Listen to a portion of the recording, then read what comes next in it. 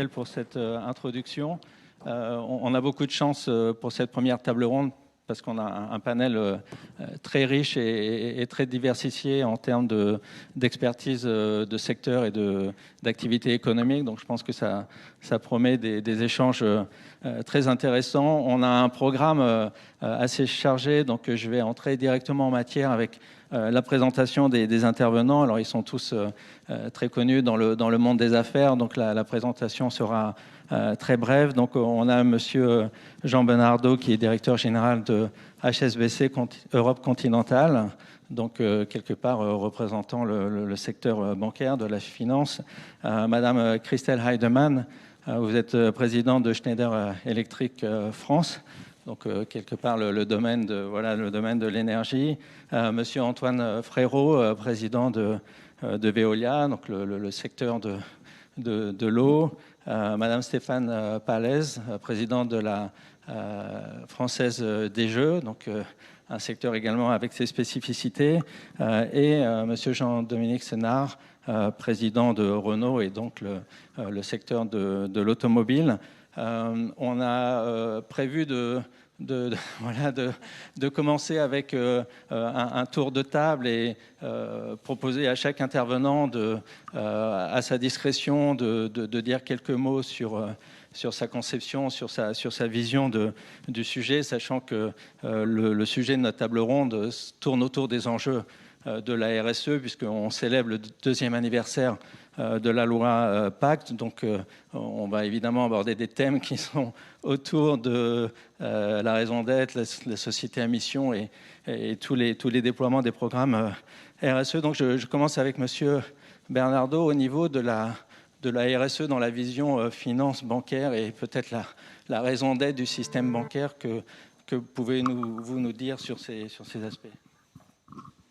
Merci beaucoup. Non, vous faites bien de commencer par la finance. La finance a toujours aidé le reste du monde à progresser en matière de responsabilité sociale. La loi Pacte a donné un élan formidable aux réflexions des entreprises sur leur rôle dans le monde. Et dans ce débat, le secteur bancaire a finalement de la chance parce que sa raison d'être collective est connue depuis des centaines d'années. C'est assurer la sécurité des dépôts et des paiements et orienter efficacement l'épargne vers l'investissement, que ce soit par le crédit ou par les marchés de capitaux. C'est un rôle d'intérêt général évident, sensible, porteur de risques, ce qui justifie d'ailleurs que le secteur soit fortement régulé, supervisé et contrôlé par les États et les banques centrales. À cette mission macro et microéconomique s'est ajoutée depuis une vingtaine d'années une autre mission d'intérêt général, celle de la lutte contre la criminalité financière, avec un devoir de vigilance et de surveillance des transactions qui fait des banques et de quelques autres secteurs économiques, dont les avocats d'ailleurs, des auxiliaires d'une des raisons d'être des États qui est de protéger les citoyens contre la criminalité. À l'intérieur de cette raison d'être général du secteur, HSBC a précisé son objectif fondateur en lien avec son histoire par sa mission qui est en anglais « Opening up a world of opportunity ».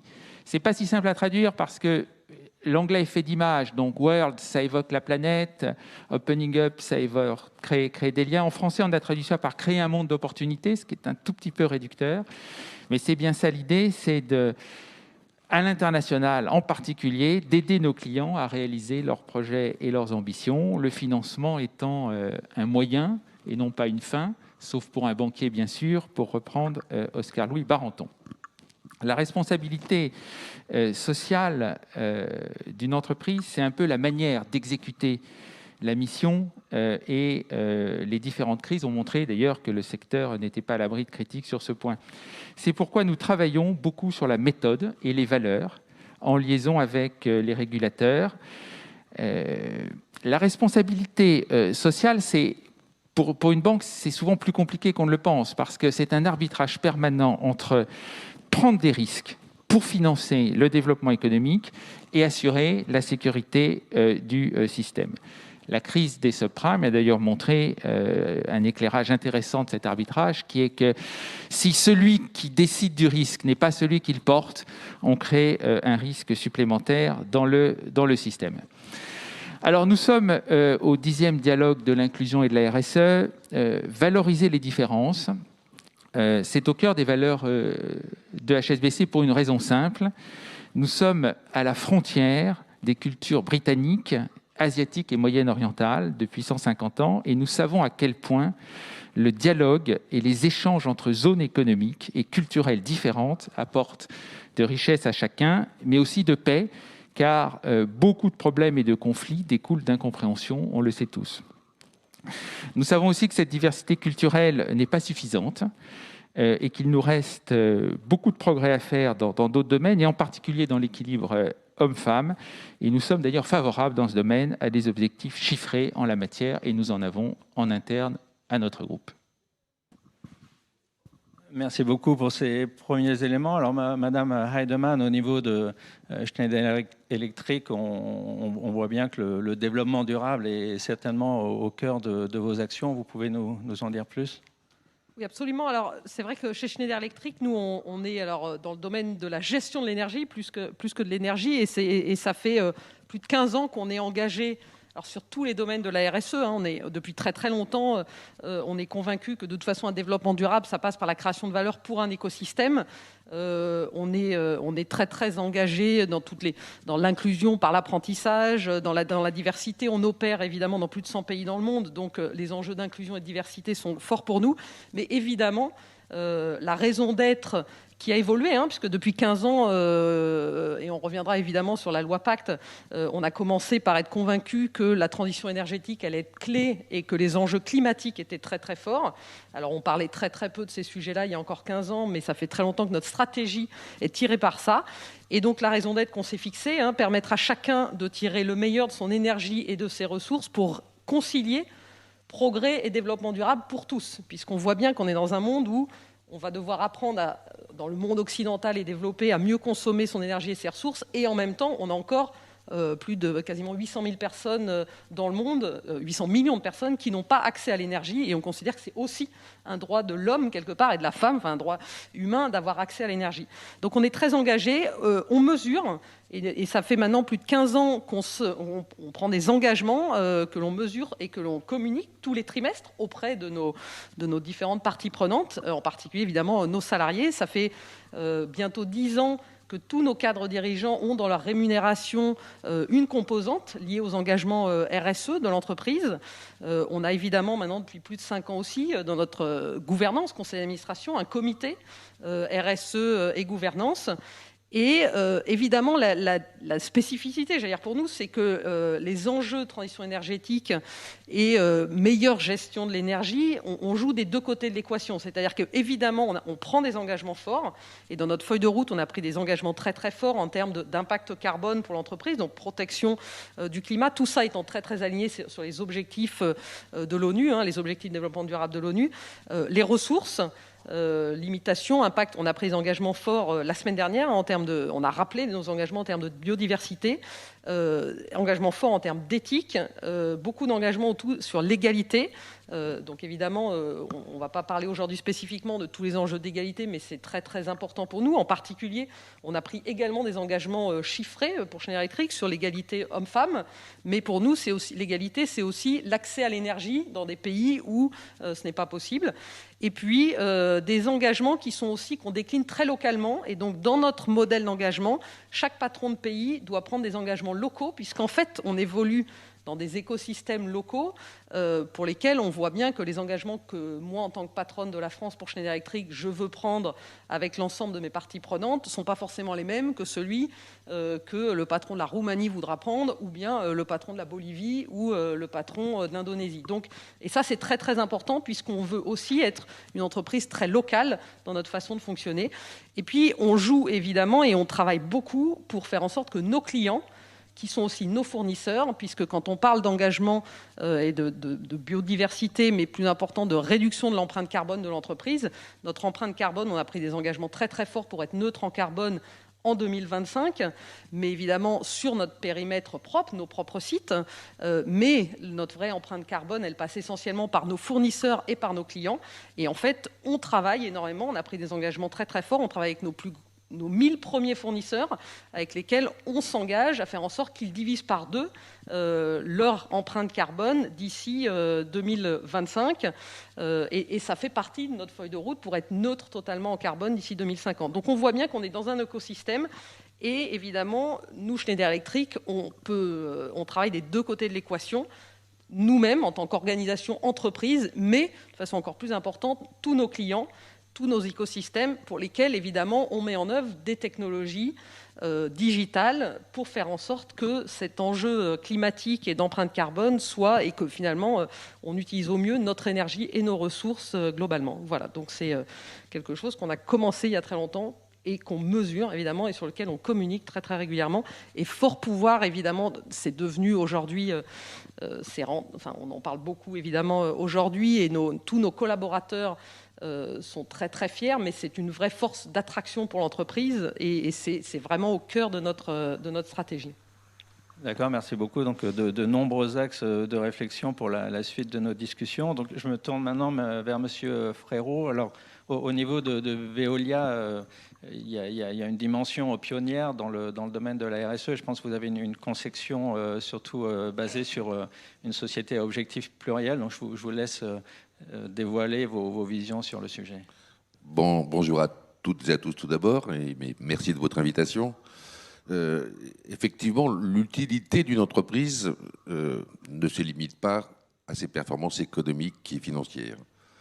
Et une entreprise est utile et doit être utile à tous ceux qui s'engagent avec elle.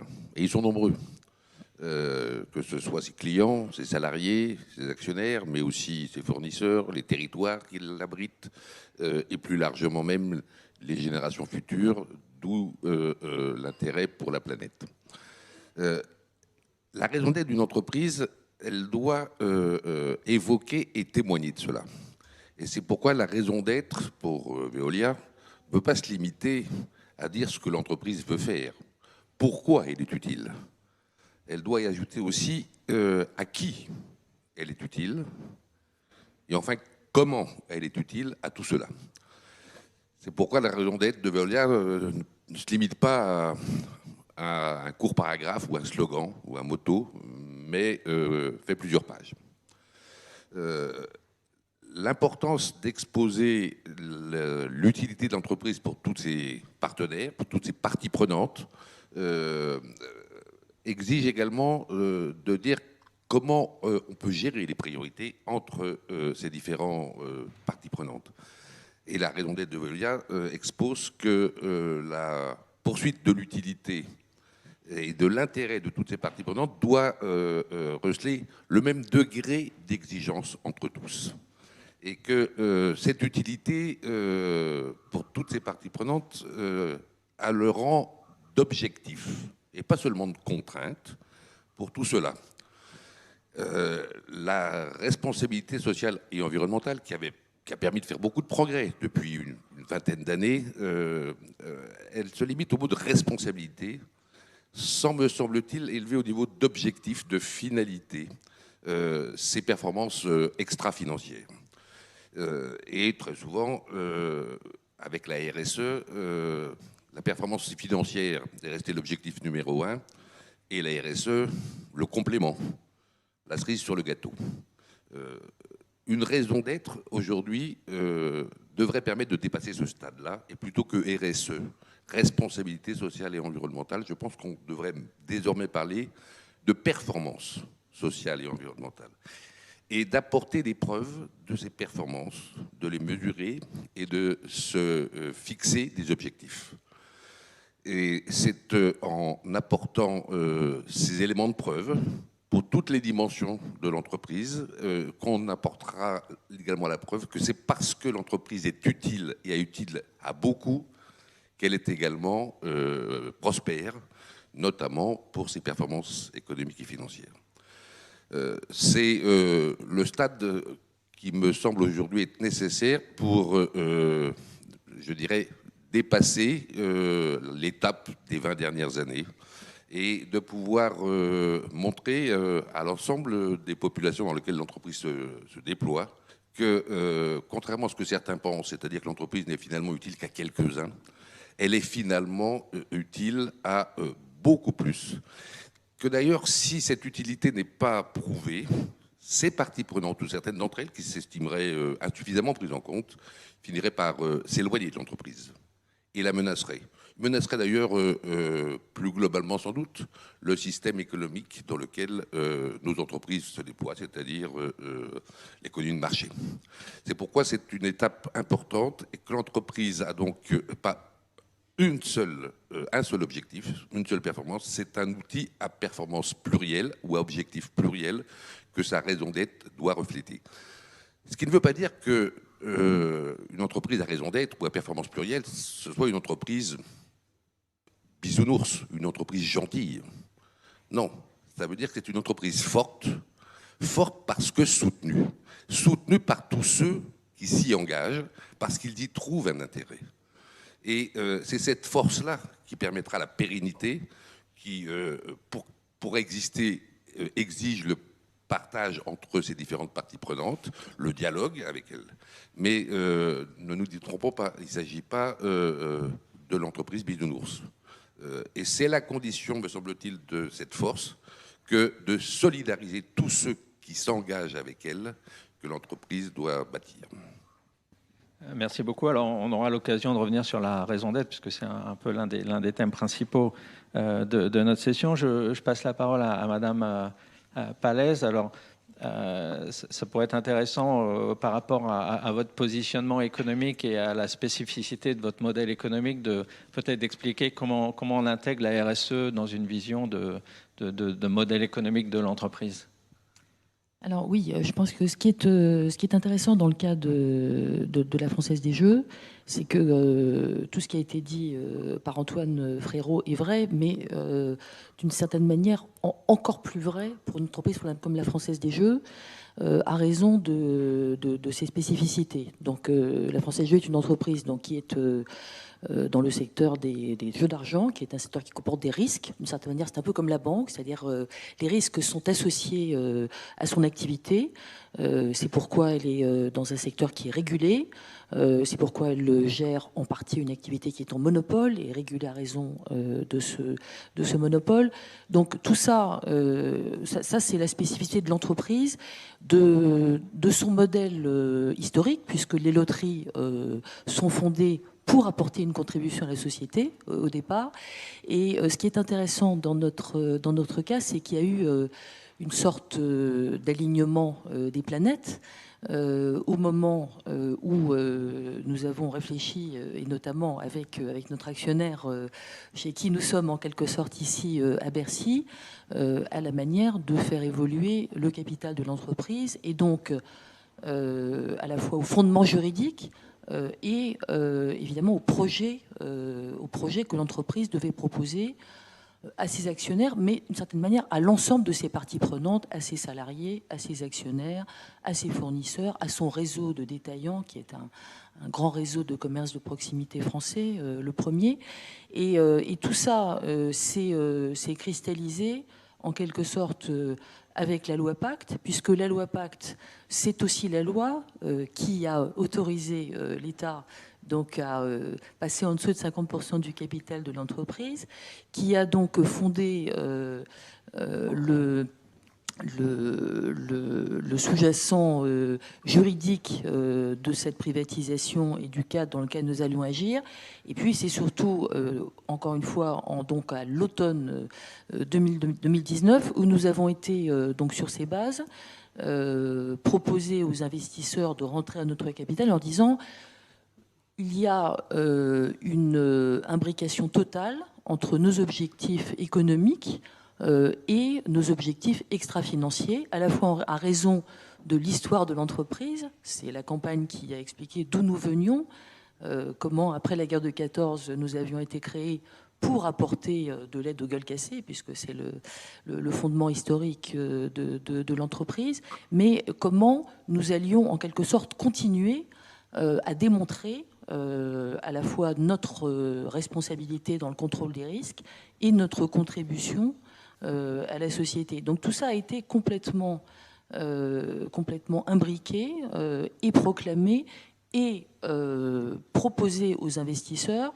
je dois dire, avec le succès que l'on sait, puisque hier, nous avons distribué les actions gratuites aux investisseurs particuliers qui sont restés depuis 18 mois. Ils sont donc 450 000.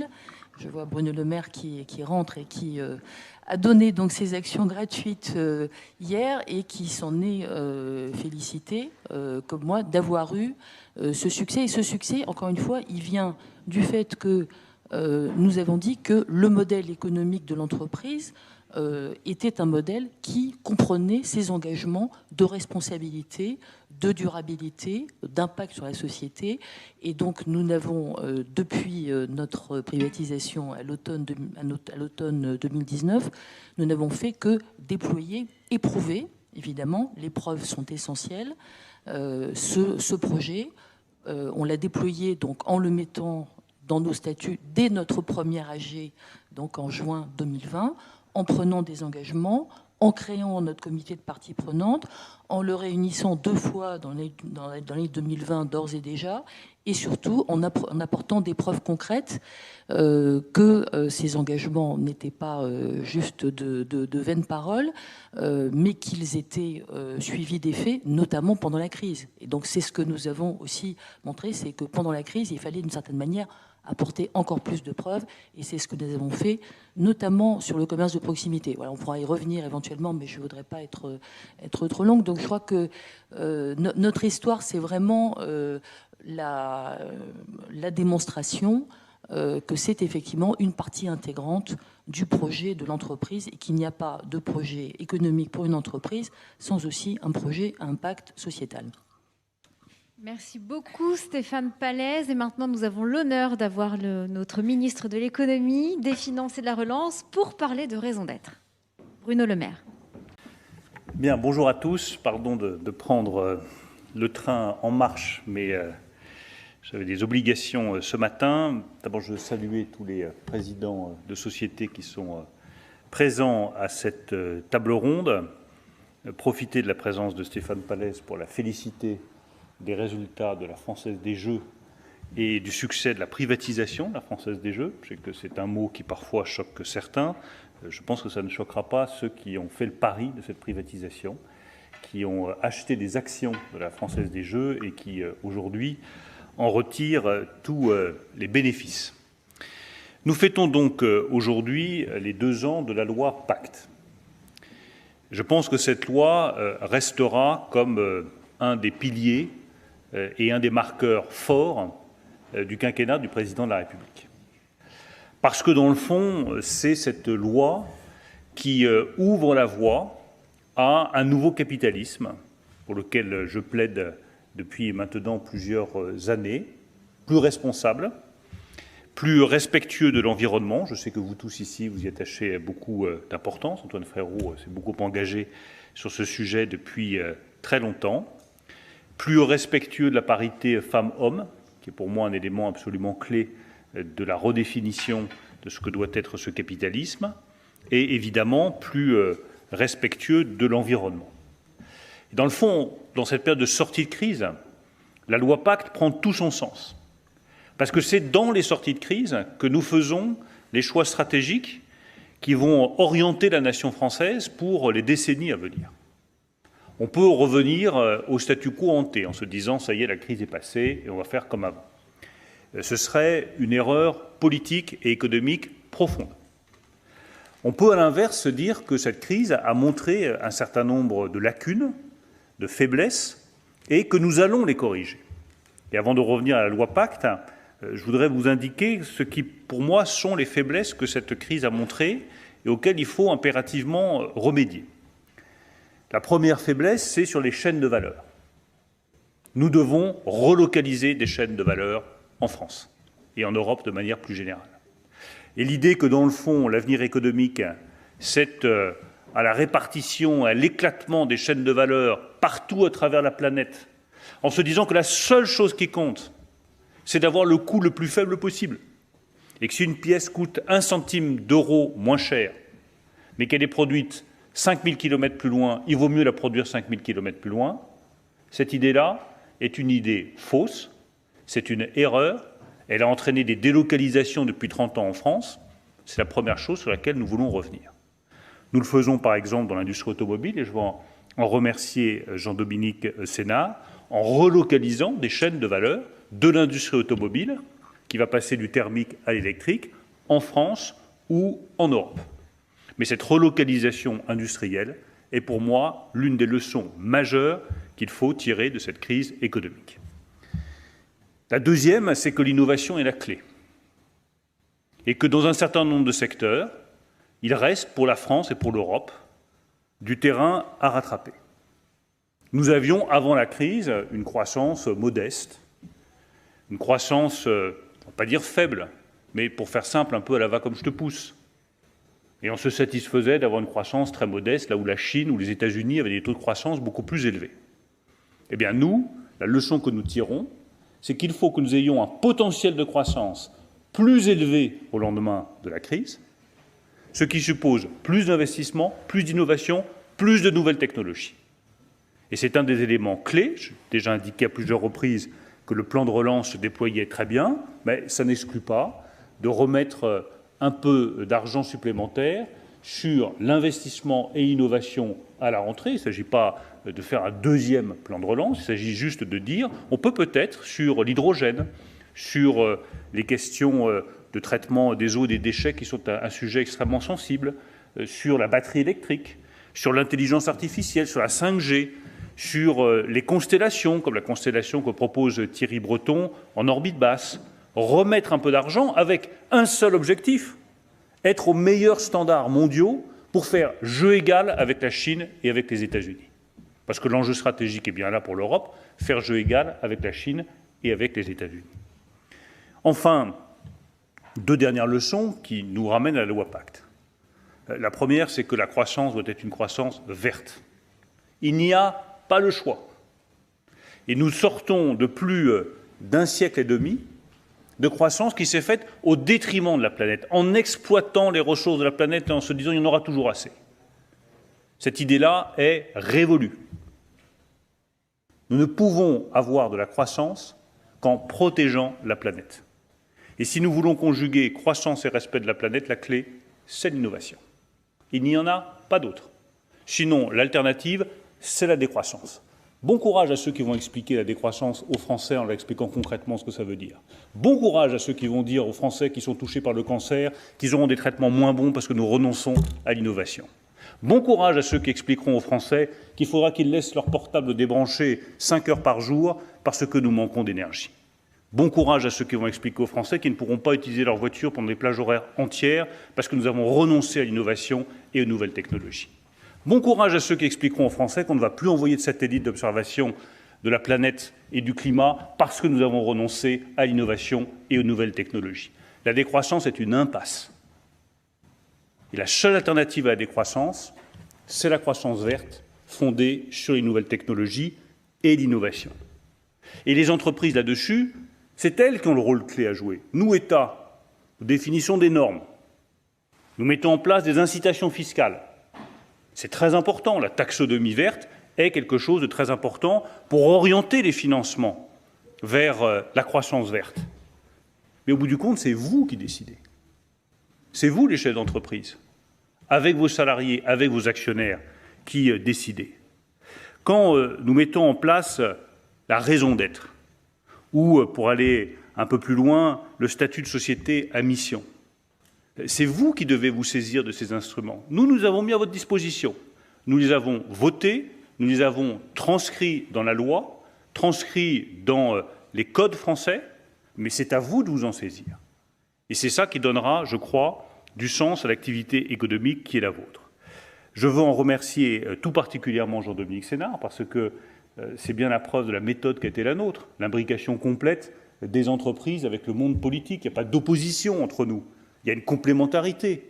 C'est Jean-Dominique Senard, avec Nicole Notat, à qui je rends hommage également, qui nous ont fait des propositions sur la raison d'être, les sociétés à mission, et nous avons retenu ces propositions.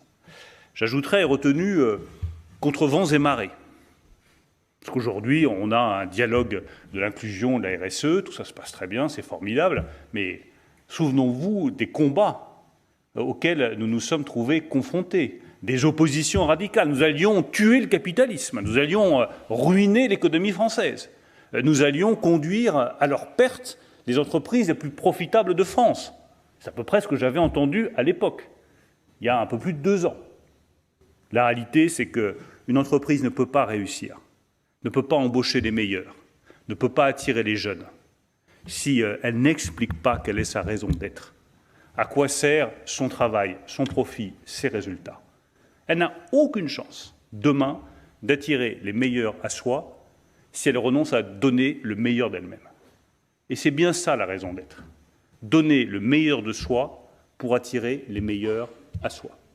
Je m'exprime devant Maurice Lévy, je crois que c'est le bon exemple de ce qu'il a fait depuis maintenant plusieurs décennies à la tête d'une des plus grandes entreprises de publicité du monde. L'autre aspect de cette raison d'être et de ces entreprises à mission, au-delà du respect de l'environnement qui est absolument clé parce qu'il définit notre modèle de croissance et notre modèle économique, c'est le respect des individus, des personnes et de ce que notre économie doit porter pour chacun. C'est, à mon sens, ce qui nous distingue du capitalisme chinois ou ce qui nous distingue du capitalisme anglo-saxon. Et là aussi, je vois une continuité entre Pacte, la crise que nous avons connue et la sortie de crise. Pacte a mis en place des indicateurs sur les écarts salariaux dans les entreprises. Et je reste convaincu que des écarts salariaux trop importants entre le salarié le plus modeste et les dirigeants des entreprises sont mauvais pour l'entreprise et mauvais pour la société. La crise a montré que l'Europe voulait protéger ses salariés. Et contrairement à d'autres continents, elle a fait le choix de la protection massive de ses salariés et de ses entreprises. Je rappelle que la plus grande dépense que nous ayons faite pendant cette crise, c'est pour l'activité partielle. C'est aussi au nom du respect de la personne, du respect des salariés, du respect des compétences et des savoir-faire. On ne gâche pas 10 ans, 15 ans, 20 ans d'expérience en renonçant à soutenir les salariés. Nous avons fait avec le président de la République un choix différent, mettre en place le dispositif d'activité partielle le plus généreux en Europe. C'est une rupture complète par rapport à ce que faisait le capitalisme français. Ça existait outre-Rhin, ça existait en Allemagne, le chômage partiel très protecteur. Ça n'existait pas en France. Nous l'avons créé à l'occasion de cette crise. Eh bien, en sortie de crise, il faut se poser la même question. Qu'est-ce qu'attendent les salariés? La croissance revient. Les chiffres sont bons. Et je vous dis ma conviction, ils vont même être très bons en 2021, sauf incident sanitaire. Je reste prudent sur ce sujet-là, mais s'il n'y a pas d'incident sanitaire et pas de nouvelles vagues à la rentrée de 2021, nous aurons un très bon chiffre de croissance en 2021. L'investissement est bien orienté, la confiance des ménages redémarre, la confiance des entrepreneurs est au plus haut depuis le début de la crise. Donc nous sommes dans la bonne direction. Légitimement, les salariés vont dire « mais cette croissance, en quoi est-ce que ça nous profite ?» Et j'invite tous les entrepreneurs qui nous écoutent, tous les entrepreneurs qui ont fait le choix de cette raison d'être, tous les entrepreneurs qui sont favorables à ce capitalisme responsable que je défends depuis maintenant plusieurs années, à se poser cette question. Qu'est-ce que nous devons à nos salariés? Qu'est-ce que nous leur devons en termes d'écoute, en termes de participation aux décisions? Et qu'est-ce que nous leur devons en termes de salaire et de rémunération? Et je pense en particulier aux salariés les plus modestes. Alors je ne mésestime pas la compétition à laquelle vous faites face. Je sais bien que dans tous vos secteurs, ça peut être vrai, c'est Schneider, ça peut être vrai encore plus dans l'industrie automobile où la compétition est féroce. C'est vrai dans le traitement des eaux, la gestion des déchets, où là aussi la compétition chez Antoine Frérot est féroce. Je sais bien que vous avez des compétiteurs qui sont eux aussi confrontés aux mêmes difficultés.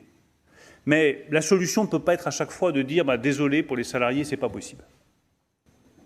Il faut faire attention à la juste rémunération des salariés. L'État a fait sa part du chemin. Nous avons augmenté la prime d'activité, 10 milliards d'euros par an. 10 milliards d'euros chaque année dans le budget de l'État pour la prime d'activité des salariés autour du SMIC. Nous avons mis en place une prime défiscalisée. J'invite évidemment chacun à se saisir de cette opportunité. Nous avons baissé les impôts des ménages les plus modestes. Au bout du compte, pour une personne qui touche le SMIC, c'est 170 € en moyenne en plus chaque mois. C'est considérable. Uniquement grâce aux aides de l'État et au soutien fiscal, incluant aussi évidemment la suppression de la taxe d'habitation.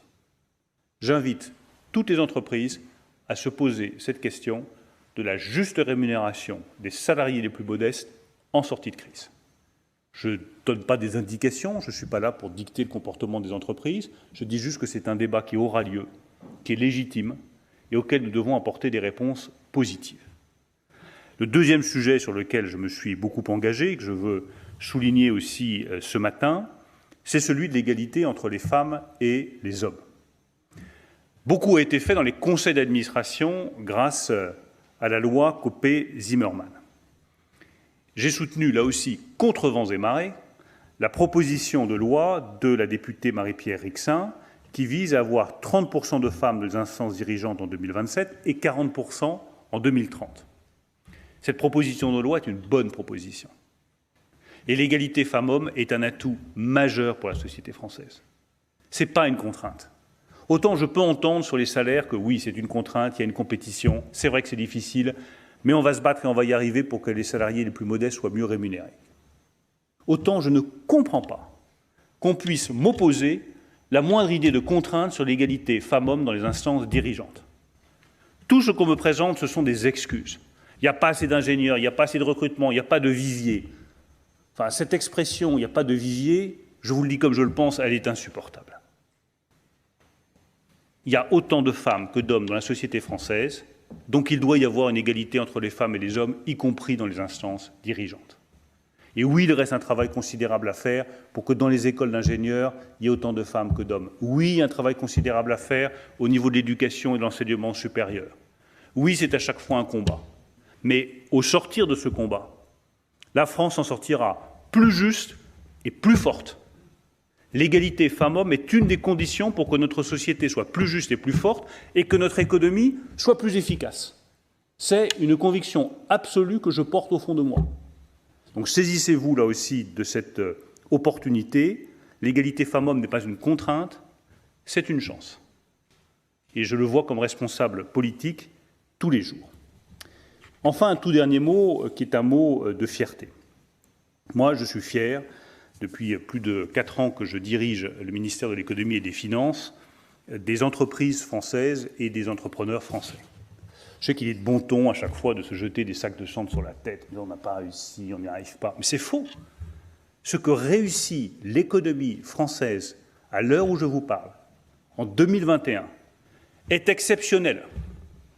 Nous sommes un pays de 65 millions d'habitants qui arrive à tenir son rang sur la scène économique internationale, qui continue à avoir des champions mondiaux dans le domaine de l'énergie, de l'électricité, de la gestion des déchets, du traitement des eaux, de l'industrie automobile, dans tous les secteurs d'activité. Nous dictons sur certains domaines ce qu'est la tendance, ce qu'est la ligne, c'est vrai, cher Maurice Lévy, dans le domaine de la publicité. Nous avons en matière d'innovation des qualités exceptionnelles. Nous avons une des écoles de mathématiques les meilleures au monde.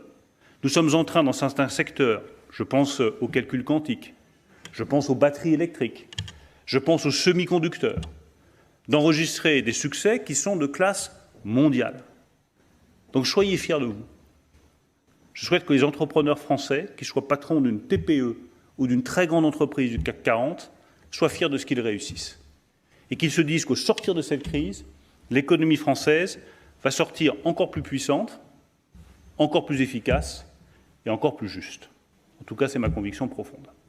Merci à tous et je vous souhaite de très bons travaux ce matin au ministère de l'économie et des finances qui vous accueille avec grand plaisir. Merci à tous. Beaucoup, monsieur le ministre, beaucoup d'axes de réflexion et pour élargir, je pense, les discussions et le débat, je retiens parmi les principaux messages celui que nous ne pouvons pas avoir de croissance sans protéger la planète. Je pense que ça peut être un axe de réflexion qui pourra nous accompagner dans nos discussions. Alors, nous reprenons le fil de nos réflexions et je passe la parole à Monsieur Sénard. Au niveau de Renault, vous avez fait un travail considérable ces derniers temps sur l'axe RSE, et puis vous avez peut-être cette dimension du capitalisme responsable européen. Donc, ce sera intéressant d'avoir vos vues sur ce sujet.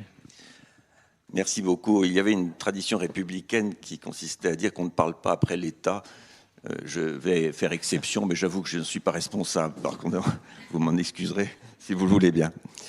D'abord, peut-être un propos simple pour dire à quel point je me réjouis de cette journée, je me réjouis d'être avec vous, et vous dire à quel point je suis heureux de voir à quelle vitesse un certain nombre de concepts et de principes que nous avions pu un peu élaborer il y a quelques années, notamment, et le ministre l'a rappelé lorsque j'avais eu l'honneur de rédiger un rapport sur le rôle de l'entreprise avec Nicole Notat, à quelle vitesse ces principes et ces concepts sont mis en route et en œuvre. Je suis frappé personnellement dans tous les contacts que je peux avoir avec le monde extérieur, que ce soit les médias ou les analystes et les observateurs financiers, à quel point ce sujet de la RSE est devenu premier, alors qu'il était second, et que tout ceci s'est fait dans un délai extraordinairement rapproché, au point qu'aujourd'hui, nous sommes réunis tous ensemble, et c'est heureux, avec une convergence de propos assez impressionnante, qui contraste évidemment, comme l'a rappelé Bruno Le Maire tout à l'heure, avec la période d'il y a un peu plus de 2 ans, presque 3 ans, où nous avions émis un certain nombre d'idées qui ont été assez fraîchement reçues de temps en temps. Je me rappelle ces moments difficiles. Le monde a changé, peut-être vite, et tant mieux, parce que, à l'évidence, nous travaillons tous dans la même orientation et dans le bon sens. Je suis vraiment mal placé si je venais devant vous parler de la raison d'être sans vous dire que, enfin, Renault a une raison d'être. C'est une bonne nouvelle. Nous l'avons, je dirais, rendu public il y a un peu moins d'1 mois. C'est dire qu'il est assez récent, mais comme toujours, il faut beaucoup de temps pour faire mûrir une raison d'être. Et ce travail extraordinairement profond s'est fait dans le groupe Renault pendant plus d'1 an, 1 an et demi. Sa signature, elle est simple. Elle dit que nous faisons battre le cœur de l'innovation pour que la mobilité nous rapproche les uns des autres. C'est tout Renault qui est dans cette phrase, même si la raison d'être, comme le disait Antoine, ne se résume pas à une phrase, mais à tout un corps de principes qui, bien entendu, suit tout cela. Je voudrais vous dire aussi que, pour donner du sens à cette démarche, il aurait été absurde de ne pas accompagner cette raison d'être d'une très forte et robuste politique RSE. Je n'aime pas trop le mot politique en l'occurrence, c'est plus une démarche profonde. Elle a été également rendue publique il y a un peu moins d'1 mois. Je pourrais passer des heures à vous en parler, je ne pense pas que ce soit le sujet immédiat, mais vous serez intéressé de savoir qu'en matière de sécurité, en matière d'environnement, en matière d'impact sur l'inclusivité, les objectifs que le groupe Renault s'est donnés sont incroyablement ambitieux et plutôt à court terme, à dire vrai, alors même que parfois la tendance c'est de se projeter vers les années 2050, ce qui laisse une grande part d'aléas à l'exécution de ces objectifs. Donc je crois que là, il y a, en effet, vous l'avez dit, un énorme travail qui s'est fait dans le groupe Renault, posant à la fois les bases, non seulement d'un management robuste pour le redressement du groupe, mais en même temps un contexte intellectuel et je dirais de principe extraordinairement fort à travers sa raison d'être, évidemment sa politique RSE. J'irai même un peu plus loin pour vous dire que devant cette circonstance, nous avons pris la décision, il y a à peine quelques jours, de fusionner au sein du conseil d'administration le comité de la stratégie et le comité de la RSE que j'avais créé il y a un peu moins de 2 ans pour en faire un seul. Parce qu'à l'évidence, on s'est rendu compte que la RSE, eh bien, c'était la stratégie de l'entreprise ou ce n'était rien. Et donc on avait un gros problème très pratique qui consistait à dire, eh bien, on ne peut plus séparer ces concepts. La stratégie de l'entreprise qui découle de sa raison d'être, comme une colonne vertébrale. Et en réalité, la stratégie RSE, c'est la même chose. Voilà, c'est important d'avoir ça en tête parce que ça dit plus qu'un long discours. Au-delà, la question de la géographie de la RSE et de la raison d'être est essentielle aujourd'hui. Il a échappé à personne que nous sommes dans une période charnière de la vie de nos sociétés au sens large, où un certain rejet du capitalisme tel qu'il existait dans nos consciences depuis quelque temps se fait jour et se manifeste par tout un tas de mouvements plus ou moins radicaux en Europe, mais en France en particulier, et qu'il est absolument essentiel d'engager l'Europe dans ce mouvement. Ça serait, je dirais dire, d'autant plus naturel que c'est dans les pays d'Europe que l'on retrouve la même culture économique. Je rappelle que dans le traité de Rome, la question de l'économie sociale de marché était un principe fondamental et que quelques décennies plus tard, nous sommes en train de parler du même sujet. Mais qu'il est urgent de l'imposer au niveau européen parce que c'est le seul moyen, à mes yeux, au-delà de toutes les politiques communes que l'on pourrait imaginer, que ce soit la défense, etc., les politiques économiques, la politique dont nous parlons là est un véritable ciment qui permettrait le renouveau de l'Europe comme nous l'attendons tous. Le terrain est favorable parce que je crois que culturellement, tout y est.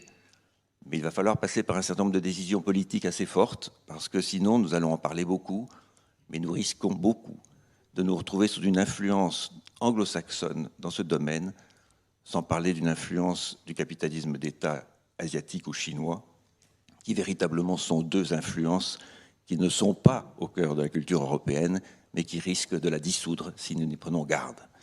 Et donc j'appelle de mes vœux une action rapide au niveau européen, bien sûr, où la France peut jouer un rôle majeur. Et de ce point de vue-là, la présidence française du début de l'année prochaine est une chance, parce que je crois que le gouvernement, vous l'avez entendu, le président de la République partage ses idées profondément et qu'ils pourront porter ces principes au niveau européen. Il y a des décisions politiques à prendre, je veux bien revenir dessus tout à l'heure si vous le voulez bien.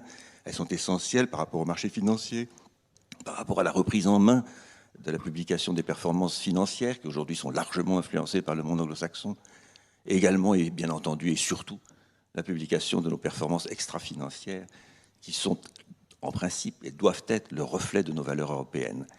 Il y a là des sujets majeurs. J'appelle de mes voeux que nous puissions franchir cette étape. Il y a de bonnes nouvelles. La Commission européenne est en train de s'emparer du sujet. Je pense que d'ici 1 an, nous aurons fait des progrès majeurs. Et si les choses vont aussi vite qu'elles se sont passées depuis ces 2 dernières années, eh bien, je deviens très optimiste par rapport au sujet. Voilà ce que je vais vous dire en introduction.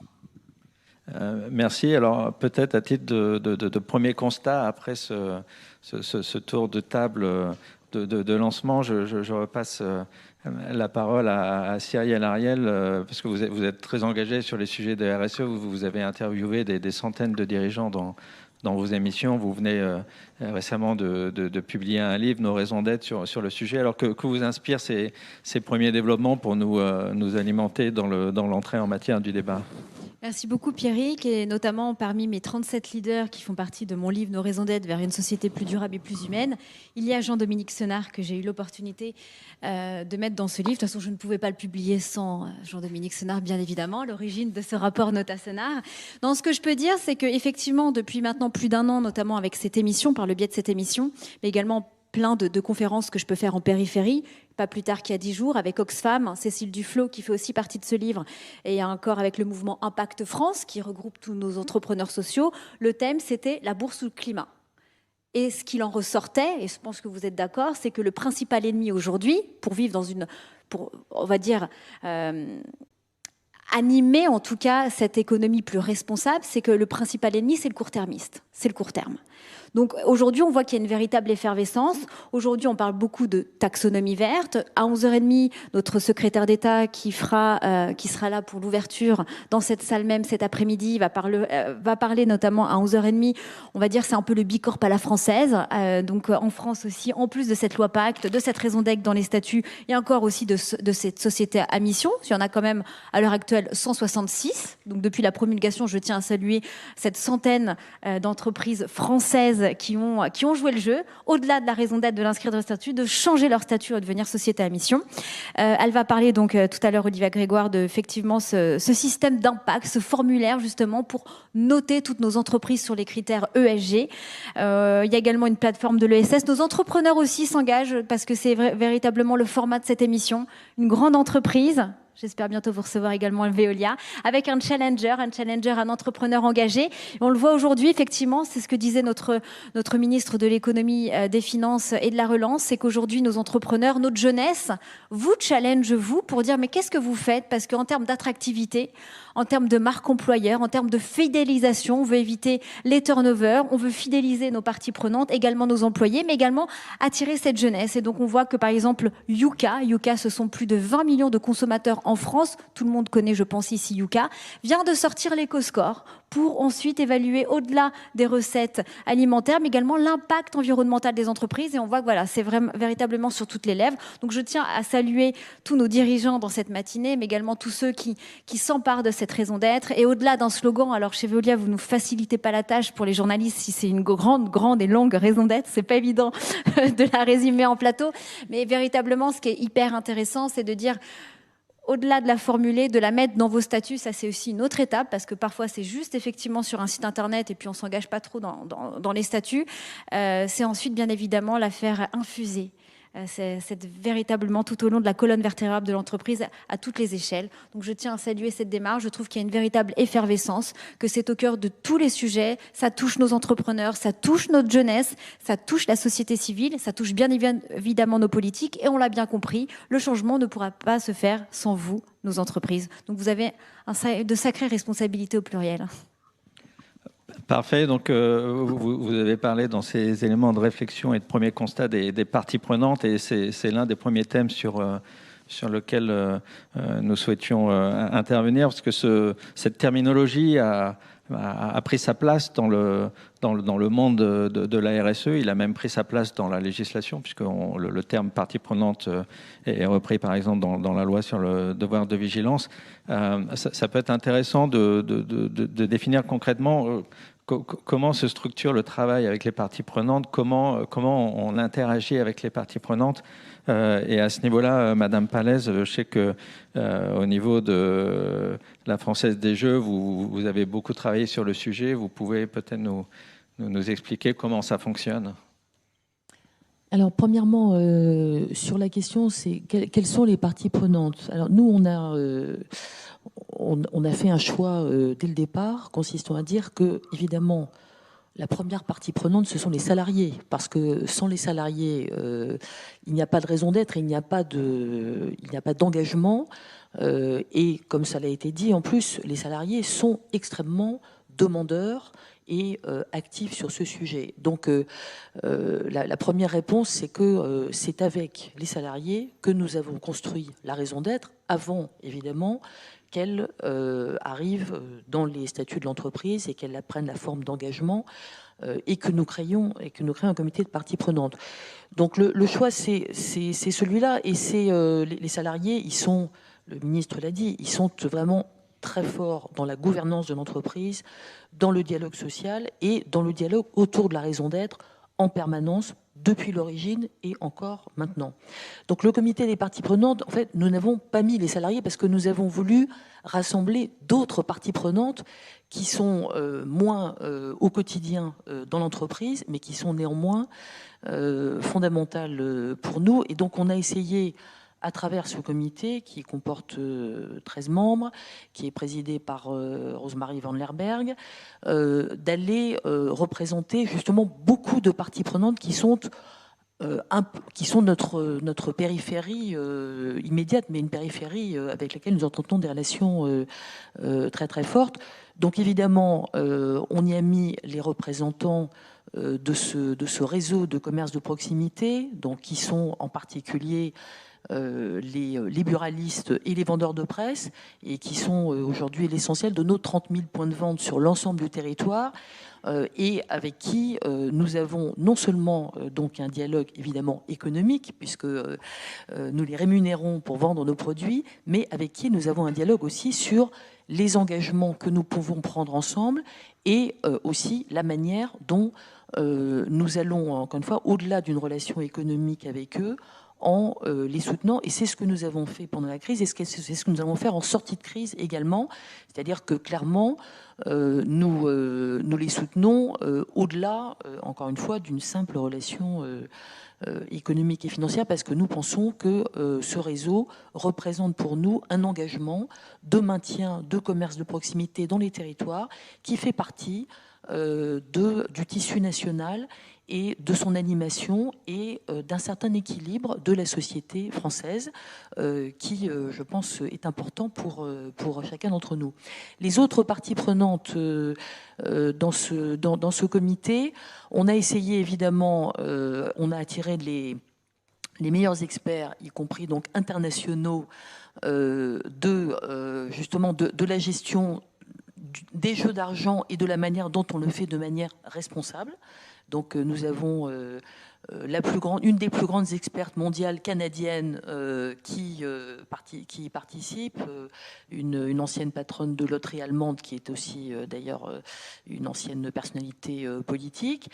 Nous avons aussi, et ça je crois que c'est tout à fait, ça fait écho à ce qu'on disait, nous nous sommes rendus compte que même si la Française des Jeux évidemment n'est pas principalement identifiée à juste titre comme une entreprise qui serait un gros pollueur et qui aurait au centre de son activité des sujets environnementaux. Néanmoins, dans les questions qui nous sont posées et par nos salariés et par nos actionnaires, la question des engagements sur l'environnement vient tout de suite. Et donc nous avons dans notre comité de parties prenantes un jeune polytechnicien qui fait partie des initiateurs du manifeste des étudiants de grandes écoles qui ont dit qu'ils n'iraient pas dans des entreprises qui n'étaient pas engagés sur l'environnement. Voilà, donc je ne vais pas citer tout le comité, nous avons une experte d'intelligence artificielle, donc nous avons voulu être extrêmement ouverts et aller chercher les meilleurs experts dans chacun des sujets qui nous concernent et qui sont divers, donc le jeu, le commerce de proximité, l'environnement, évidemment l'impact sociétal. On a également une représentante, quelqu'un du secours populaire, donc on est aussi dans la manière dont l'entreprise peut être solidaire. Et je crois que c'est ça ce qui est assez frappant, et je vais terminer comme ça, c'est qu'on a fait donc 2 séances pendant l'année 2020, qui étaient évidemment par Teams, comme tout le monde, qui étaient donc les 2 premières séances de ce comité, donc des gens qui ne se connaissaient pas pour la plupart, qui n'avaient jamais travaillé ensemble. Et ça a été 2 moments absolument extraordinaires, avec un dialogue d'une richesse et d'une franchise totale. Donc on a tout de suite vu comment se crée au sein d'un groupe très divers un fort intérêt commun pour trouver ensemble la manière de gérer nos engagements et puis évidemment d'en inventer d'autres. Voilà. Merci. Alors, Monsieur Frérot, je sais que vous avez également une conception qui considère que les relations avec les parties prenantes, c'est un point fondamental. Comment s'organise la contribution des parties prenantes au niveau de Veolia et de votre programme RSE? Alors effectivement, l'expression des parties prenantes, mais également leur écoute mutuelle, leur travail en commun, le consensus qu'ils peuvent faire naître entre eux, même si leurs intérêts peuvent parfois être divergents, elle est essentielle tout d'abord pour formuler la raison d'être, mais tout aussi essentielle pour, après l'avoir formulée, chercher à la rendre concrète et donc la mettre en application. Veolia avait, il y a une dizaine d'années, imaginé ce que j'appellerais un ancêtre du comité des parties prenantes. J'avais réuni un comité des amis critiques de Veolia qui n'étaient pas représentés naturellement au conseil d'administration, et notamment dans nos métiers de la transformation écologique et de l'environnement, des associations de protection de l'environnement, des organisations onusiennes, où le monde académique en faisait partie. Pour produire la raison d'être, je l'ai élargi à des représentants d'autres parties prenantes, les clients, les salariés, les générations futures, là également, en allant chercher parmi les jeunes qui s'engagent pour le climat ou pour la transformation écologique au sens le plus large. Se posera inévitablement la question suivante. Dès lors que les objectifs de l'entreprise, son utilité, sont pluriels, comment refléter cette pluralité dans les décisions de l'entreprise et dans les organes de prise de décision, et notamment le plus important ou d'entre eux, qui est le conseil d'administration. Cette pluralité de représentation des parties prenantes se posera nécessairement un jour ou l'autre. Aujourd'hui, ce comité a un rôle consultatif, même si régulièrement il s'exprime devant le conseil d'administration, mais se posera la question de la représentation de cette pluralité, car l'écoute entre ces parties prenantes, la capacité de comprendre les contraintes et les intérêts des autres est nécessaire pour définir une politique harmonieuse et consensuelle, le meilleur optimum global pour l'ensemble des intérêts de ces parties prenantes. Les compromis, les consensus, les arbitrages qui sont nécessaires lorsque lorsque l'entreprise a plusieurs objectifs, avec le même degré d'exigence, sans donner la priorité à un seul par rapport à tous les autres, sera nécessaire. Ça sera un élément de preuve que j'évoquais tout à l'heure pour ceux qui observent l'entreprise et ceux qui s'y engagent, que l'entreprise considère bien tous ses intérêts avec ce même degré d'exigence. Ça ne suffira pas en matière de preuve, et le comité des amis critiques, ou le comité des parties prenantes, ou peut-être un jour le conseil d'administration élargi à cette compétence, devra également se prononcer sur les autres éléments de preuve. Tout à l'heure, j'ai parlé de performance plurielle. Quand on parle de performance en matière économique et financière, très souvent, on le traduit par des objectifs et par l'annonce d'objectifs à l'avance, la mesure, la vérification de l'atteinte de ces objectifs. Il faudra donc définir aussi des objectifs pour les performances sociales, sociétales, environnementales, et savoir les mesurer, savoir les projeter en prenant des engagements. Et bien évidemment, c'est à l'aune de ces succès pluriels que l'entreprise devra être évaluée, et ceux qui y travaillent et ceux qui la dirigent également. Et alors, le comité des parties prenantes a déjà un rôle essentiel dans ces éléments de preuve que la raison d'être n'est pas qu'un slogan, mais un outil stratégique, comme le disait Jean-Dominique tout à l'heure, pour orienter et piloter la stratégie de l'entreprise. Merci pour ces recommandations. Alors on bascule sur un autre thème qui est celui des liens entre la RSE et les activités sectorielles, puisque on constate, et ça semble assez logique, que les entreprises adaptent leurs initiatives RSE à leur domaine d'activité. Alors on va prendre l'exemple de la transition énergétique, qui je pense, est un exemple assez probant. Et je repasse la parole à Monsieur Bernardo. Au niveau de ce qu'on appelle l'investissement responsable, il y a évidemment un focus important sur l'accompagnement de la transition énergétique. Peut-être vous pouvez nous parcourir sur le sujet. Merci. Oui, il est évident que l'orientation des financements peut accélérer ou pas la transition énergétique et favoriser ou pas un certain nombre d'autres objectifs de RSE. On constate en ce moment un cercle vertueux assez intéressant à voir, et qui part au fond des investisseurs. Les investisseurs, parce que leurs propres parties prenantes leur ont demandé de le faire et parce qu'ils y croient, créent de plus en plus de poches qui doivent aller financer des investissements socialement responsables, ou pour la transition énergétique, ou pour d'autres objectifs. Et partant de là, les entreprises qui ont besoin de se financer, les banques qui les conseillent, travaillent pour établir une série d'indicateurs permettant de montrer le progrès et donc de devenir éligibles à ces poches de financement qui, parce qu'elles sont relativement abondantes dès maintenant et que le sujet n'est pas encore complètement mûr, sont en fait un peu moins chers que les circuits de financement classiques, ce qui crée un cercle vertueux. Antoine Frérot parlait d'indicateurs. Et c'est un travail très profond, propre à chaque entreprise, que de définir des indicateurs mesurables d'amélioration sur différents objectifs, bien sûr climatiques dans beaucoup de cas, mais aussi autres en fonction du secteur d'activité de l'entreprise.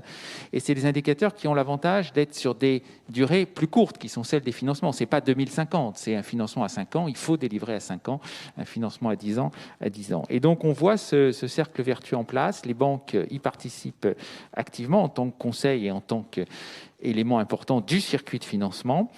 Ça accélère aussi énormément la réflexion à l'intérieur des entreprises sur qu'est-ce qu'on fait de concret, puisque quand c'est un indicateur, c'est concret, ça doit être mesurable, ça doit être adapté à l'entreprise, ça ne peut pas être quelque chose de général. Et donc, c'est vraiment un catalyste, cette orientation des financements, de l'accélération du progrès en matière de RSE. Très bien, Monsieur Sénard, l'automobile, quelque part, est au centre de ces questions de transition énergétique. Comment vous le prenez en compte dans les engagements RSE au niveau de Renault ? C'est intéressant votre question parce qu'il se trouve que l'industrie automobile a souvent été pointée du doigt comme étant un peu le vilain canard dans ce monde moderne, alors même que je suis assez bien placé pour savoir que depuis des années, cette industrie va dans le bon sens sans le dire, comme M. Jourdain faisait de la prose. Et je pense que c'est une opportunité formidable maintenant que de pouvoir montrer qu'en effet, ces entreprises ne sont pas restées les deux pieds dans le même sabot depuis des années, et qu'aujourd'hui, avec un peu de volontarisme, elles vont beaucoup plus loin et vont être en fait probablement un élément fondamental de la solution au problème et non pas un élément du problème. Je crois que c'est important d'avoir ça en tête. Alors évidemment, on peut parler d'objectifs. Et en effet, je le disais tout à l'heure, ceux que Renault vient de se fixer sur les années qui viennent sont très ambitieux en la matière. Et pour se concentrer uniquement sur la question impact sur l'environnement, je pourrais évoquer les objectifs de décarbonation à la fois de la mobilité au sens large, puisque l'usage dans notre métier est absolument essentiel. Vous ne serez pas étonné à ce moment-là d'imaginer que dès 2025, Renault produira 65% de véhicules électrifiés, c'est-à-dire soit électriques, soit hybrides, ce qui est important comme saut par rapport à aujourd'hui, et ce sera 90% en 2030. Et on le sait aujourd'hui, les programmes sont lancés, et donc on n'en sortira pas.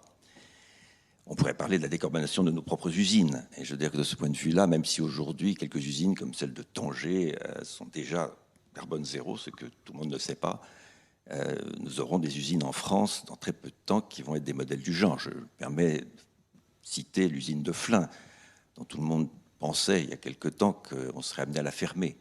Mais nous avons renversé l'équation et nous allons faire de Flins probablement un des centres européens exemplaires en matière d'économie circulaire. Je pense qu'il n'y aura pas d'équivalent dans l'industrie automobile. Et le projet est déjà lancé et en plus ça va créer beaucoup d'emplois. Je pourrais vous citer plein d'autres exemples de cette nature pour vous dire qu'en fait le groupe est parti depuis quelque temps déjà dans cette orientation, mais que les choses vont s'accélérer et qu'elles vont s'accélérer tellement naturellement que, je vous l'ai dit, c'est maintenant le centre de la stratégie de l'entreprise. Voilà, je voudrais dire que cette question environnementale, évidemment, n'est pas la seule. Je pense que vous aurez l'occasion d'évoquer d'autres sujets. On a eu l'occasion depuis ce matin d'évoquer les questions d'inclusivité, qui passent bien entendu par les questions d'égalité femmes-hommes. Et là-dessus, tout a été dit depuis ce matin. Je mentionnerai simplement une chose, c'est que chez Renault, ce sujet, évidemment, n'est pas forcément un titre de gloire aujourd'hui, même si je crois que Renault revendique un peu ce titre, est probablement le mieux placé dans l'industrie européenne en cette matière. Mais enfin, je n'en tire pas gloire parce que nous ne sommes pas encore là où nous devrions l'être, et là aussi les ambitions sont considérables. Et je pense que dès 2030, nous aurons dans les 11 000 principaux dirigeants du groupe un pourcentage de femmes très élevé, j'espère au-delà de 30%, même si nous partons d'un peu plus bas aujourd'hui, autour de 23-24%. Peut-être que les choses vont aller plus vite. En tous les cas, l'objectif est ambitieux. Mais je voudrais dire aussi autre chose, c'est que ce sujet ne se limite pas à la question égalité femmes-hommes. Chez Renault, nous avons décidé de mettre l'accent aussi sur la question de la formation. Parce que tout le monde le sait autour de cette table, l'inclusivité, c'est l'inclusivité au travail. On l'a évoqué ce matin avec les questions handicapées et autres, mais il y a un sujet majeur, et notamment dans l'industrie automobile, qui nous attend dans les années qui viennent. Un tel bouleversement est en cours que si nous n'anticipons pas socialement la transformation des emplois, nous allons très rapidement vers des difficultés sociales majeures. Et donc cet immense investissement dans une université interne, cet immense investissement sur une formation permanente extrêmement lourde, plus lourde que je ne pouvais l'imaginer encore à cause de cette transformation brutale qui est en train de se faire, est un de nos principaux devoirs en matière d'inclusivité. Voilà. Et puis j'évoquerai enfin la question de la sécurité. Évidemment, la sécurité interne de nos équipes est fondamentale, je ne reviendrai pas là-dessus, c'est un principe de base, mais la sécurité de nos clients, c'est encore mieux, c'est encore autre chose, c'est encore plus fort parce que nous avons des progrès à faire. Et dans ce domaine-là, les quelques mesures phares que le directeur général d'ailleurs a exposées publiquement récemment sur la limitation des vitesses, sur le fait que nos prochains véhicules, dès 2022, intégreront une limitation par défaut qui sera conforme à celle de la réglementation routière, évidemment le client pourra le retirer cette contrainte, mais c'est sa propre décision et sa conscience. Mais nous allons aller très loin dans ce domaine-là et probablement marquer une nouvelle étape dans ce domaine, et ça sera très visible. Voilà ce que je voudrais vous dire. En tous les cas, évidemment, et puis pour conclure sur la question de l'environnement, Renault sera probablement à la pointe du sujet. Nous serons probablement une des entreprises les plus vertes, entre guillemets, qui soit dans ce domaine en matière d'usage notamment, dans les années 2025-2026. Je crois que nous savons pourquoi. Et je crois que cette ambition qui est louable est maintenant partagée à l'intérieur de l'entreprise et que nous ne sortirons pas des rails. Voilà. Merci. Madame Heidemann, la transition énergétique, pour Schneider Electric, vous êtes directement concernée. Donc, comment ça fonctionne sur votre programme RSE? Alors évidemment, c'est au cœur, et je l'ai déjà dit en introduction, mais on mesure, donc on a pris des engagements, hein, donc des engagements de long terme, on va dire, et puis des engagements de plus court terme, hein, avec une feuille de route à 2025, avec des objectifs annuels, hein, sur lesquels ensuite on publie les progrès tous les trimestres. Et donc évidemment, on mesure l'impact, les millions de tonnes de carbone qu'on fait économiser à nos clients, puisqu'on a la chance d'avoir 70% de notre chiffre d'affaires est fait de solutions qui permettent d'économiser des ressources, de l'énergie, parce que voilà, quand on vend des systèmes qui sont de la meilleure gestion de l'énergie, de la meilleure gestion grâce à des automatismes, que ce soit dans le monde de l'industrie, et voilà, certains ici sont des grands clients de Schneider Electric, et donc on est ravis de contribuer. Donc évidemment, c'est plus facile quand on est dans ce secteur-là, et que quelque part, tous les jours, nos collaborateurs travaillent avec nos clients pour, et finalement, les aider à eux-mêmes économiser carbone et donc avoir un impact sur l'environnement. Et puis, je l'ai dit, on a pris aussi des engagements forts, puisque notre impact environnemental, en tout cas carbone, hein, il est très très lié à nos fournisseurs, hein, puisque toute notre chaîne amont, hein, des matières premières jusqu'aux équipements et aux composants. Et donc là, on travaille avec nos fournisseurs. Cet engagement qu'on a pris avec nos 1000 plus grands fournisseurs, dont un, parce qu'on a communiqué publiquement, hein, par exemple ST Microélectronique, sur lesquels on travaille ensemble. Donc c'est à la fois un fournisseur et un client, et on travaille ensemble sur comment décarboner dans l'électronique, et donc on les accompagne, et tout ça passe par de la mesure, des outils. Ça a été dit ce matin, on est convaincu que de toute façon les enjeux environnementaux passent par l'innovation. Donc c'est de la croissance verte quelque part, c'est de l'innovation dans tous les domaines, dans tous les secteurs d'activité, puisque évidemment il faut pouvoir financer les investissements dont on parle, hein, puisque dans certains domaines industriels, quand on parle 2030, c'est demain dans l'industrie, puisque les plans d'investissement, c'est quand même, c'est pas pour l'année prochaine. Et donc tout ça, c'est ce qu'on fait au quotidien et qu'on mesure, sur lequel une fois de plus, on rend des comptes en même temps qu'on communique nos résultats financiers, donc à toutes nos parties prenantes, mais y compris à nos investisseurs qui sont très très engagés et qui suivent ça de très très près, évidemment. Très bien, merci. Alors, je souhaitais revenir sur la raison d'être, parce que c'est quand même l'un des éléments phares de la loi Pacte. On publie ce matin, à l'occasion de cet événement, l'Observatoire de Gaulle-Fleurance et Associés des transitions sociétales, et nous avons notamment identifié qu'aujourd'hui, on se situe à 85% des entreprises du CAC 40 qui revendiquent une raison d'être, qu'elle soit statutaire ou non statutaire. Donc, on a évidemment un très fort engouement sur le sujet.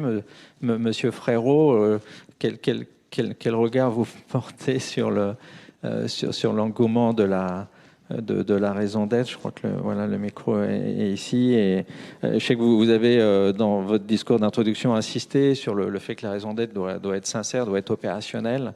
Souvent, c'est vrai que de l'extérieur, c'est pas toujours compris comment on débouche sur une raison d'être, comment on l'adapte dans un processus de réflexion. Donc peut-être vos vues sur le sujet. Oui, oui, peut-être tout d'abord revenir sur ce qui a été évoqué tout à l'heure, puisque une raison d'être longue qui fait 2-3 pages ne facilite pas le travail des journalistes. Mais en même temps que cette démarche, que le principal ennemi de cette démarche est le court terme, une lecture de 3 pages, c'est 3 minutes de lecture. Hein. Bon. Ce n'est pas forcément excessif pour bien balayer le champ de la raison d'être et pour qu'elle ne se limite pas effectivement à un propos, mais qu'elle s'incarne concrètement. Hein. Quand je disais pourquoi l'entreprise est utile, à qui elle est utile et comment elle est utile, c'est déjà les prémices pour annoncer que c'est parce qu'elle est utile à tous ces publics que l'entreprise reste prospère. Et c'est pas l'inverse. C'est inverse qu'on professe quand même depuis 30 ou 40 ans aujourd'hui.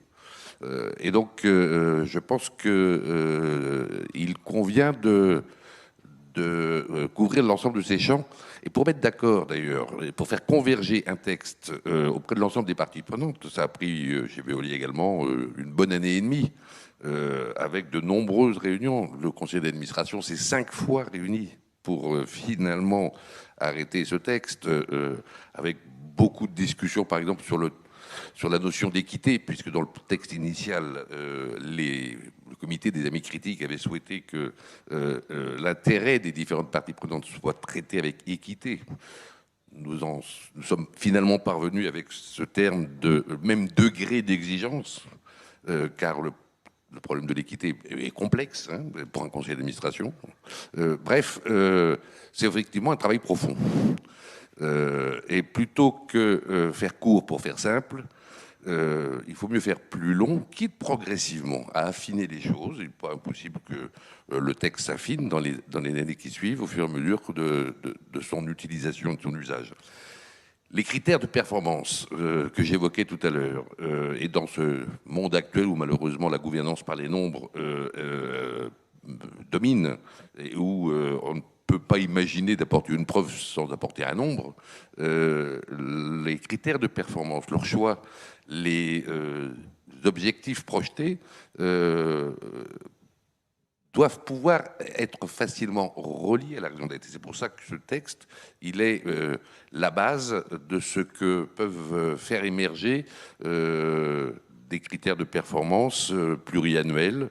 Et au moment où l'Union européenne se penche sur la taxonomie, où on va parler de performance extra-financière à travers cette démarche, où l'Union, donc, conformément aux espoirs de Jean-Dominique, commence à se pencher là-dessus, où notre ministre française est sans doute à la pointe de cette démarche.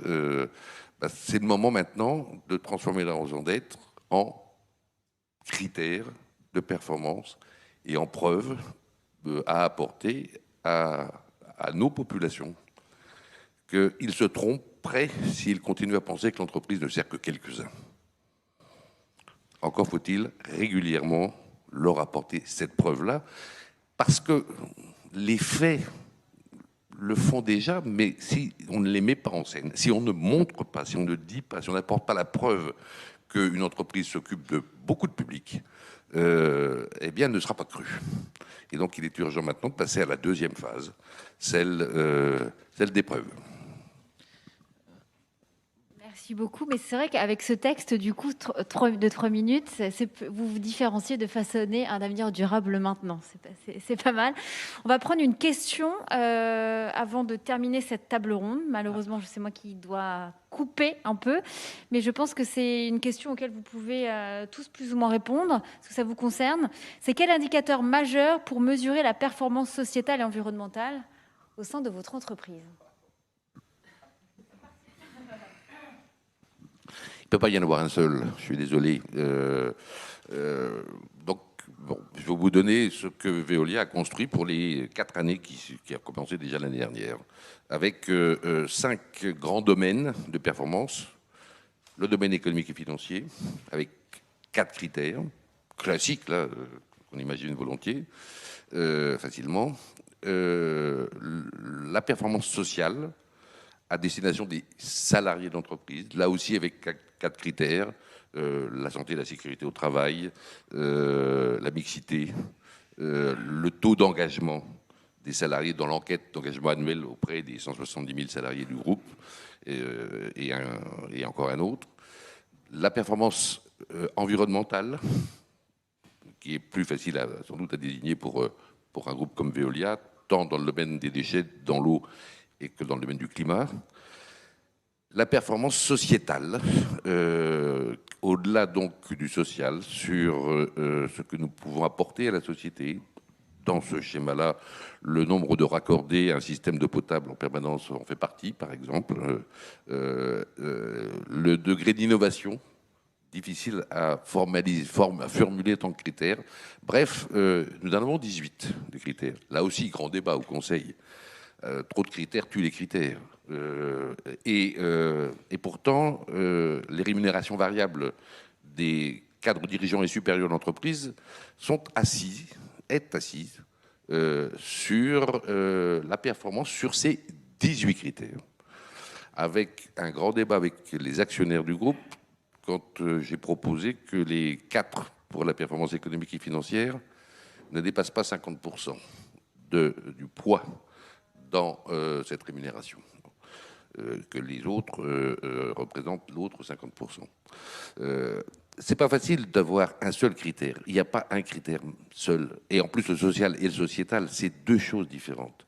Donc là aussi, on a fait compliqué, parce qu'on n'a pas su faire simple. Mais avec l'expérience, je n'exclus pas que les choses puissent se simplifier. Alors, moi, je suis globalement quand même dans le camp d'Antoine Frérot. Je pense que la performance environnementale, sociale et sociétale, c'est la combinaison de beaucoup d'objectifs, donc c'est complexe. Voilà. Je pense qu'il faut assumer la complexité. Évidemment, si avec le temps, on peut la simplifier, mais je pense qu'il est... il serait simpliste d'avoir un seul critère. Ça serait peut-être lisible, mais je pense que ça serait simpliste et à la fin, ça serait, je pense, faux et réducteur et pas du tout à la hauteur de la promesse. Donc nous, on a une raison d'être qui est dans nos statuts. On a 6 domaines d'engagement. Donc je ne vais pas développer encore une fois, et je pense que c'est le minimum.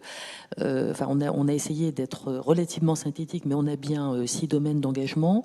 Dans les grands critères de mesure, il y en a quand même. Alors il y a quand même une manière d'avoir un indicateur qui soit à la fois qu'on peut mettre dans les objectifs internes et qui est évidemment tout à fait essentiel en externe, c'est quand même la notation, donc la notation extra-financière. Donc nous avons été notés d'ailleurs avant notre introduction en bourse, mais dans ce cadre-là, nous étions déjà notés par Vigeo Eiris, qui est donc agence de notation extra-financière, aujourd'hui propriété de Moody's A1+, c'est-à-dire dans le meilleur du secteur, de notre secteur, c'est-à-dire du divertissement, et dans les meilleures entreprises, tous secteurs confondus. Donc, voilà, je simplifie ça, et ça c'est vraiment évidemment une boussole essentielle, et c'est aussi un critère essentiel pour la rémunération, notamment la rémunération de long terme des dirigeants et des salariés d'entreprise qui participent à ce programme. Je vais juste dire deux choses très rapides qui est sur la notation extra-financière. Je pense qu'il y a quand même 2 dangers qui nous guettent tous collectivement.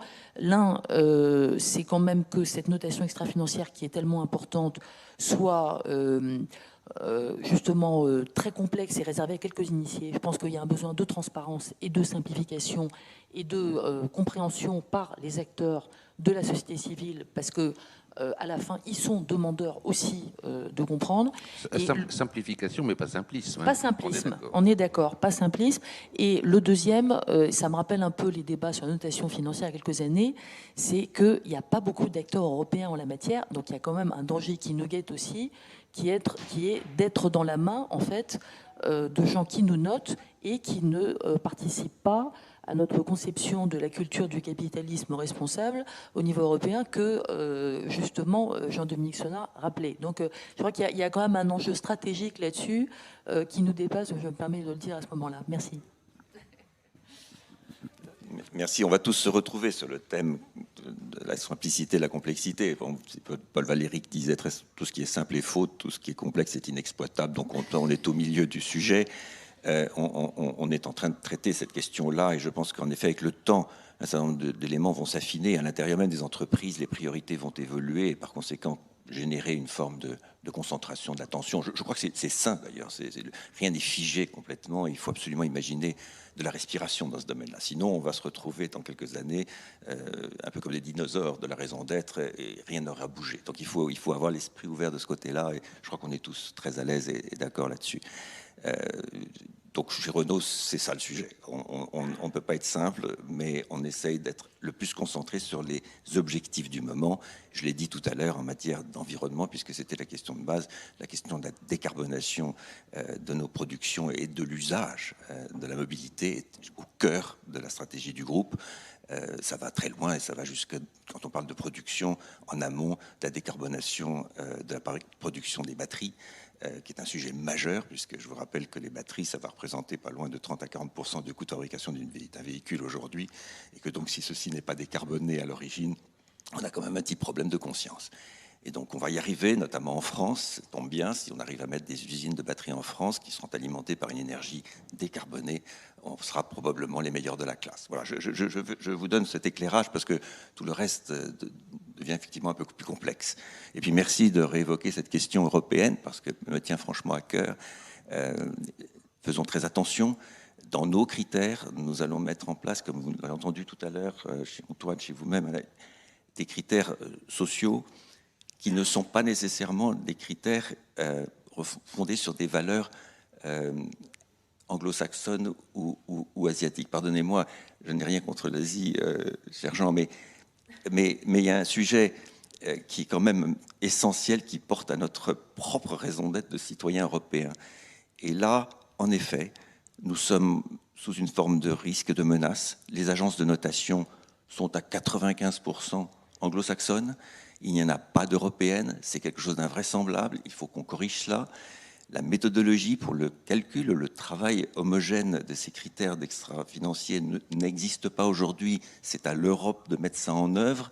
Il faut libérer, pardonnez-moi, les institutions financières européennes pour leur permettre d'investir dans les entreprises. Aujourd'hui, leur portefeuille d'actions en entreprises européennes a fondu comme neige au soleil depuis 10 ans parce que des règles prudentielles, les gens, tu ne me démentiras pas sur ce sujet, ont fait que, de fait, elles ont protégé le capital des banques et les rendu plus forts, mais en même temps, il y a une conséquence négative qui est que leur portefeuille d'investissement dans l'économie réelle a fondu et qu'aujourd'hui, les grandes institutions financières européennes, assurances et autres, investissent toute l'épargne européenne qui est considérable dans le financement de la dette des États. Il y a là quelque chose d'absolument anormal et qui dépasse peut-être le débat d'aujourd'hui, mais qui est absolument essentiel si on veut sortir du simple propos.